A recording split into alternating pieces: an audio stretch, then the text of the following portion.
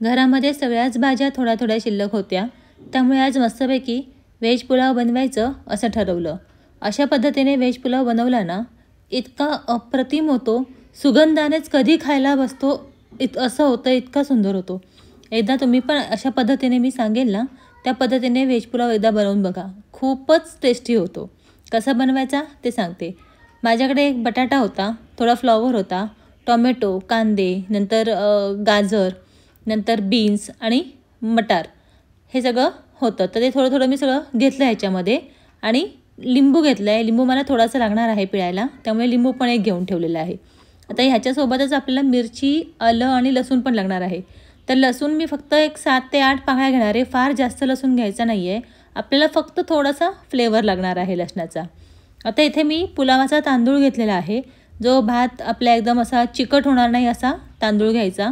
पुलावाचा special तांदूळ मिळतो आपल्याला ह्याच्यामध्ये किराणाच्या दुकानामध्ये, तो आणायचा. आता मी इथे साधारण 1.5 वाटी तांदूळ घेतलेला आहे आणि तो छान स्वच्छ धुवून घ्यायचा. धुवून झाल्यानंतर आहे ना, तो भिजवून ठेवायचा, एक अर्धा तास आधी तरी भिजवून ठेवायचा. म्हणजे आपण बिर्याणीसारखं तो अर्धा कच्चा शिजवायचा आहे, नंतर तो वरून घालायचा आहे असं बिलकुलही करायचं नाही. आपण अगदी सोप्या पद्धतीने बनवणार आहोत पुलाव.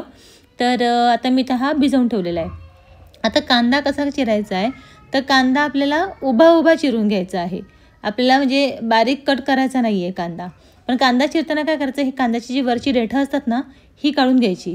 ही शरीराला चांगली पण नसतात आणि आपण असा कांदा उभा चिरला ना की लगेच त्याच्या पाकळ्या ज्या आहेत ना त्या मोकळ्या होतात. त्यामुळे देठं आवर्जून काढून घ्यायची आणि मग नंतर असा हा कांदा उभा चिरून घ्यायचा. कांदा चिरून झाल्यानंतर आता फ्लॉवरही आपल्याला कट करायचं नाही आहे हाताने. तर काय करायचं, फ्लॉवरची फुलं जी आहेत ना ती अशी तोडून घ्यायची. मी फ्लॉवर जो विकत आणला होता तो म्हणजे 2 दिवसापूर्वी विकत आणला होता, तो थोडासा असा कट व्हायला जरा थोडासा त्रास होतो आहे, कारण की जुना आहे ना त्यामुळे. पण असं कट म्हणजे सुरीने कट नाही करायचं आपल्याला, हातानेच आपण अशी फुलं तोडून घ्यायची. ती छान लागतात पुलावमध्ये. हे बघा, मी साधारण एवढं फ्लॉवर कट करून घेतलेलं आहे, वाटीभर असेल साधारण हा. आता फ्लॉवर कट करून झाल्यानंतर आपण घ्यायचं आहे गाजर. तर गाजर दोन्ही बाजूनी कट करून घ्यायचं आणि साल काढून तो पण असं बऱ्यापैकी उभं असं चिरून घ्यायचं. फार जास्त बारीक बारीक गाजरही चिरायचं नाही, कारण की ह्या ज्या भाज्या असतात ना या पुलावमध्ये अशा अख्ख्या खायला खूप छान लागतात, म्हणजे वेगळी एक टेस्ट येते. त्यामुळे फार बारीक असं चिरत बसायचं नाही कुठलीही भाजी.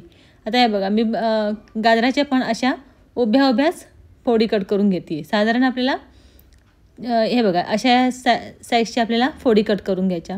गाजर कट करून झाल्यानंतर बीन्सचे पण आपण म्हणजे सालं वगैरे काढून घ्यायची, साईडच्या शिरा ज्या आहेत त्या काढून घ्यायच्या आणि बीन्स पण अशा उभ्याच कट करायच्या, म्हणजे त्या भाज्या आपल्याला तोंडाला लागल्या पाहिजेत पुलावमध्ये. त्यामुळे हे बघा, आता हे साईडचं सगळं काढून झालं की मग ते मोठ्या उभ्या कट करून घ्यायच्या. या खूप सोपी पद्धत आहे बनवायला या पुलावची. तुम्ही अशा पद्धतीने जर बनवलं ना तर खूप छान आणि संध्याकाळच्या वेळेला वगैरे असा पुलाव फार छान लागतो खायला. आता मी इथे बटाटा घालणार आहे, बटाट्याचं साल काढून घेते आहे. बटाटासुद्धा मी फार जास्त मोठा किंवा फार जास्त असा पातळ म्हणजे काचऱ्यांसारखा कट नाही करणार आहे. मध्ये एक कट केला आहे आणि हे बघा असे साधारण मीडियम साईजच्या फोडी करून घ्यायच्या बटाट्याच्यासुद्धा. एकच बटाटा घालणार आहे मी, साधारण 5 जणांना पुढेल एवढा मी पुलाव बनवते आहे.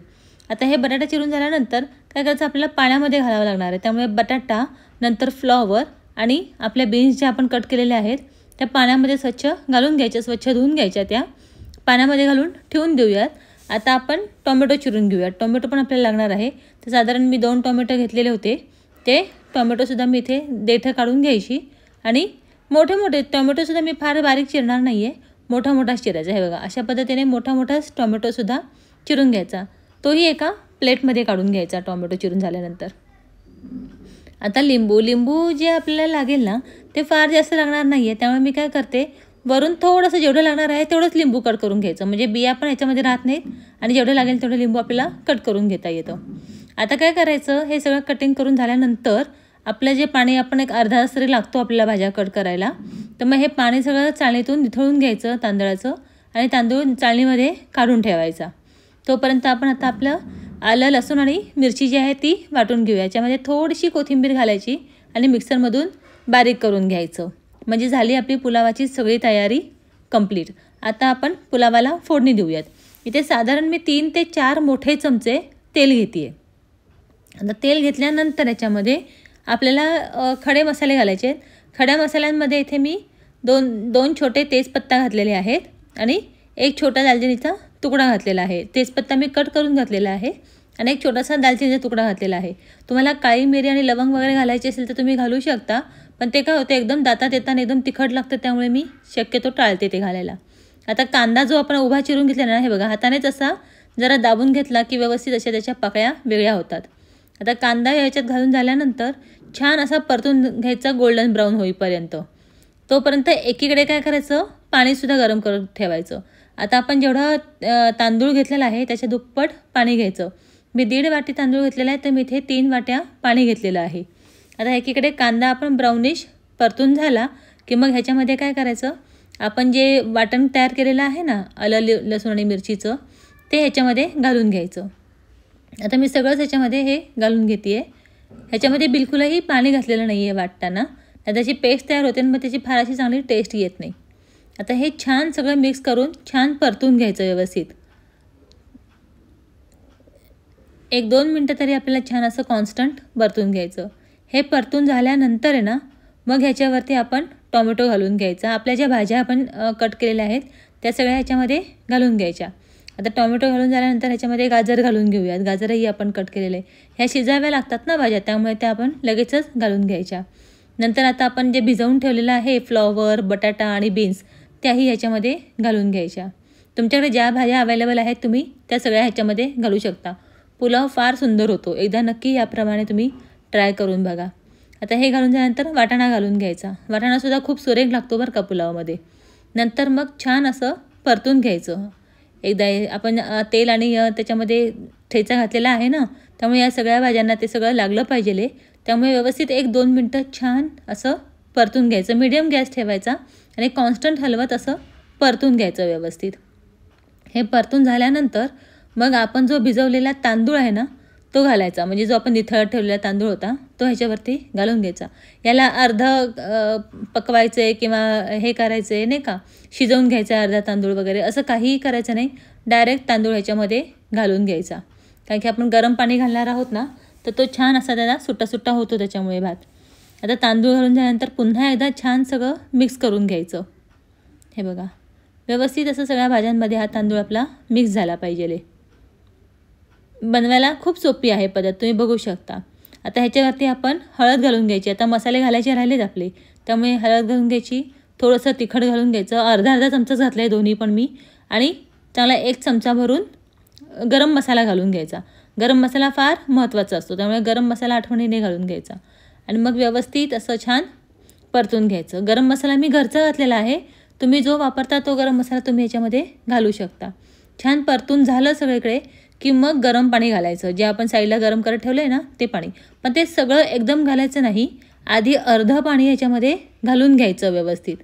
अर्धं पाणी घालून झालं ना की मग ह्याच्यावरती चवीप्रमाणे मीठ घालून घ्यायचं. आता आपल्याला इथे परफेक्ट अंदाज येतो की आपल्याला मीठ किती घालायचं आहे. मग इथे मीठ घालून घ्यायचं आणि छान परत एकदा व्यवस्थित मिक्स करून घ्यायचं. मिक्स करून झालं ना की आपल्या पुलावाची पूर्ण आपल्याकडनं तयारी झालेली आहे. आता फक्त शिजायचं राहिलेलं आहे. काय करायचं, झाकण ठेवायचं आणि साधारण 10 मिनटं शिजू द्यायचं लो टू मीडियम फ्लेमवरती. 10 मिनटानंतर तुम्ही बघू शकता छान व्यवस्थित असं शिजलेलं आहे, पण फार अगदी पूर्ण शिजलेला नसतो हा. मग असं एकदा वाफ काढून झाली ना की मग ह्याच्यावरती लिंबू पिळून घ्यायचं जे आपण चिरून ठेवलं होतं ते, आणि ह्याच्यावरती तूप घालायचं. तूप घातल्याने काय होतं, एकदम मोकळा असा छान भात तयार होतो. पण अगदी पाण्यात पण नाही घालायचं आधी न शिजता. अर्धवट शिजून झाल्यानंतर मग हे तूप आणि लिंबू घालायचं. अप्रतिम असा स्वाद दोघांचाही येतो. आणि वास जर म्हणाल तर घरामध्ये अगदी घमघमाट सुटतो. एवढा सुंदर वास ह्याचा येतो, पुलावाचा येतो. आता छान एकदा पुन्हा मिक्स करून घ्यायचं. हे मिक्स करून झाल्यानंतर ह्याच्यावरती जे उरलेलं अर्धं पाणी आहे ना ते घालून घ्यायचं आणि झाकण ठेवून पुन्हा 5 मिनटं ह्याची वाफ येऊ द्यायची. हे बघा असं छान असं पुन्हा हे पाणी घालून घेतलं आणि एकदा हलवून ह्याच्यावरती तेच झाकण परत ठेवायचं आणि 5 मिनटं परत लो टू मीडियम फ्लेमवरती हा पुलाव शिजू द्यायचा. म्हणजे जे तांदूळ आहेत ना ते खूप छान असे मऊसूत असे शिजले जातात आणि भात मोकळाही होतो. दोन्ही गोष्टी होतात ह्याच्याने. आता याच्यात झाकण ठेवून 5 मिनटं आपण शिजू देऊयात. पुलाव आपला तयार झाला. हे बघा, आता तुम्ही बघू शकता तांदळाचे दाणेसुद्धा खूप मोठे मोठे असे झालेले आहेत, खूप असे मोकळे झालेले आहेत. तुम्हाला दाखवते. हे बघा, खूप छान असा मोकळा मोकळा पुलाव असा इथे तयार होतो. तुम्हाला इथे आठवण करून देते, तुम्हाला जर माझ्या रेसिपीज आवडत असतील तर मला एक कमेंट नक्की करत जा. तुमची कमेंट आली की मला खूप छान वाटतं. आणि माझ्या रेसिपीज तुम्ही कुठल्या एरियातून बघता हेही मला सांगत जा. मला खूप छान वाटतं तुमची कमेंट आली की आणि तुम्ही कुठून बघताय हे कळालं की. आणि हो, अशा तुमच्या अशा छान छान रेसिपीजसाठी चॅनलला लाईक, शेअर आणि सबस्क्राईब करायला विसरू नका. आपला पुलाव तयार झालेला आहे मस्तपैकी. आता काय करायचं, अगदी शेवटी झाकण ठेवून, गॅस बंद केल्यानंतर झाकण ठेवून एक 5 मिनटं ठेवून द्यायचं, म्हणजे छान मऊसूतपणा त्याला येतो. आणि मग त्याच्यानंतर सर्व करायचा डिशमध्ये. हा पुलाव तुम्ही भाजलेल्या पापडाबरोबर, लोणच्याबरोबर किंवा मग आपलं काकडीचं तुम्ही रायता बनवता ना, त्या रायत्याबरोबरही खूप सुंदर लागतो. एकदा अशा पद्धतीने नक्की ट्राय करा. भेटू पुढच्या एखाद्या अशाच छानशा रेसिपीमध्ये. तोपर्यंत बाय.